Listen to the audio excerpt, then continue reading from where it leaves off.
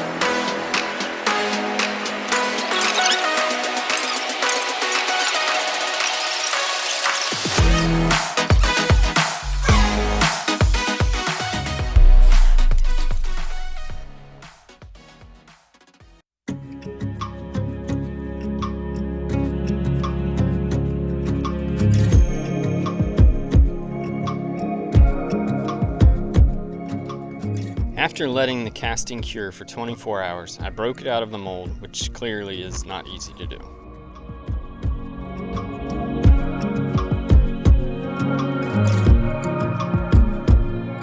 The epoxy resin I'm using is a clear casting resin by Alumilite that I picked up locally at Hobby Lobby. And as usual, all the products I use will be listed in the description below.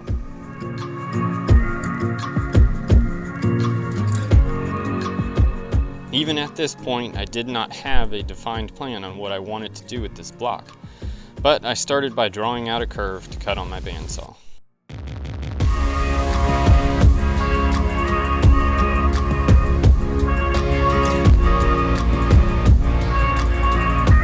For this cut, following the line exactly was not as important as making a smooth, continuous cut, so the two sides would mate back together perfectly.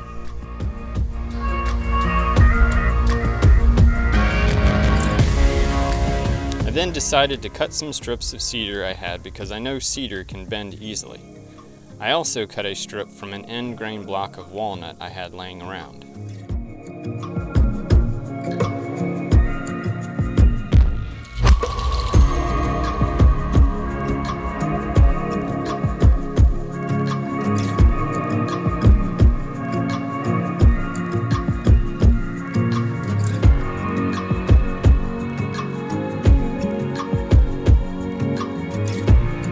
I laid out the parts to laminate them together and mixed some of the same epoxy for the lamination.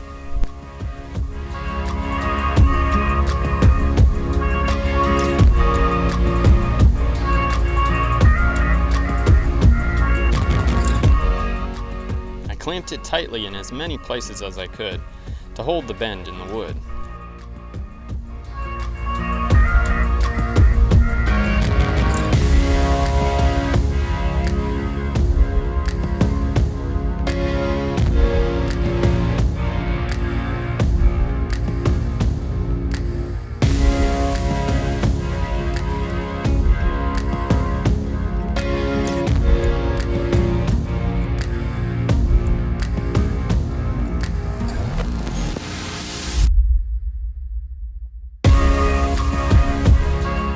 Beginning of the cure, everything looked fine. However, as the hours passed, I think the heat from the cure allowed the casting to be deformed by the pressure of the wood trying to straighten back out. At first, I was ready to toss the casting, and it sat untouched for a week or two as I moved on with other furniture pieces. But then I thought that if heat caused it to deform, maybe I could still save it.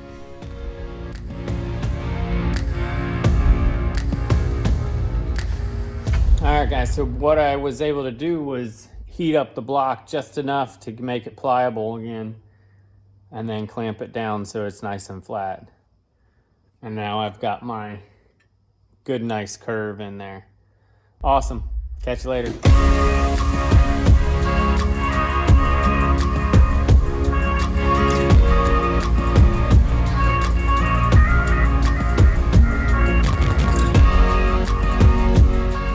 After feeling revived again, I took the block and cut it in half on the bandsaw.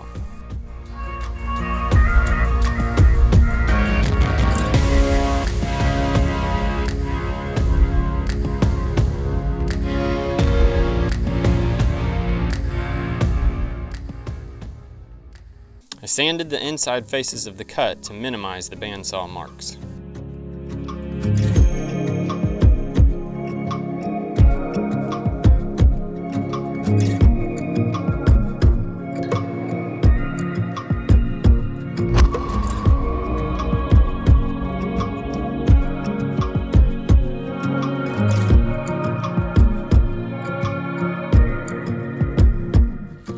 This glue up was probably the most awkward, and in hindsight I would have glued up one side at a time. After the initial epoxy had cured the blocks to the handle, I took a few days and slowly poured layers and layers of resin in between until I had a solid block again.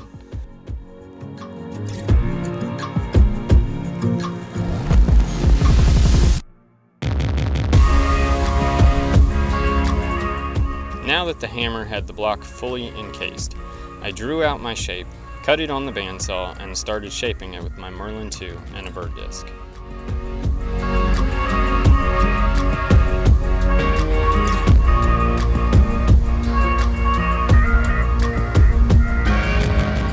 For me, getting to power carve is always the best part, as you see the shape really come to life.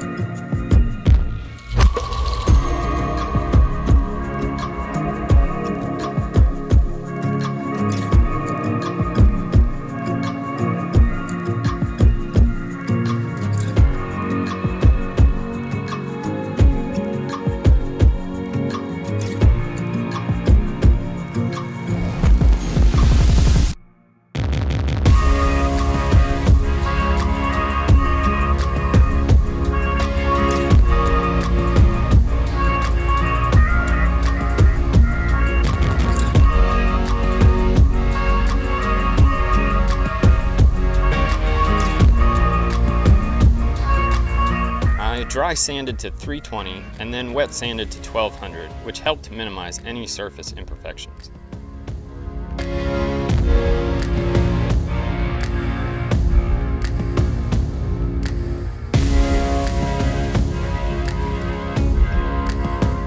I had already rough grinded the metal part of the hammer, but needed to clean it up more.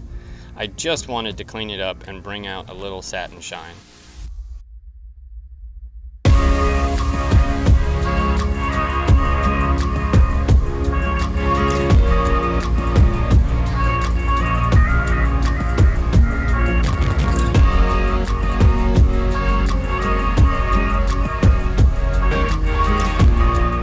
And the last thing to do was to make a stand for the hammer for one final epoxy pour to make it clear. I used my heat gun to make the layer flow smooth and thin.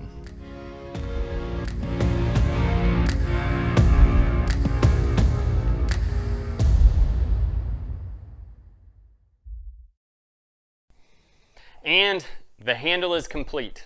Let's take a look.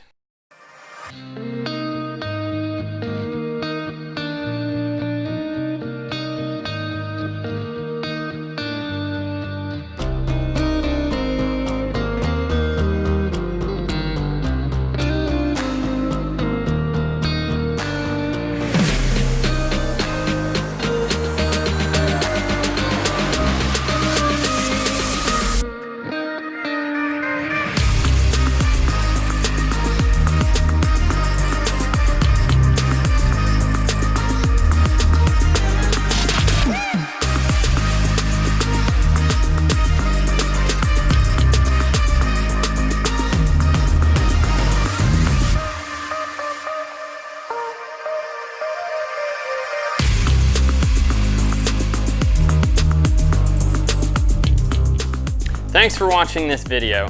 I hope you enjoyed it, and I know I enjoyed making it as well. Let me know in the comments below, and be sure to subscribe.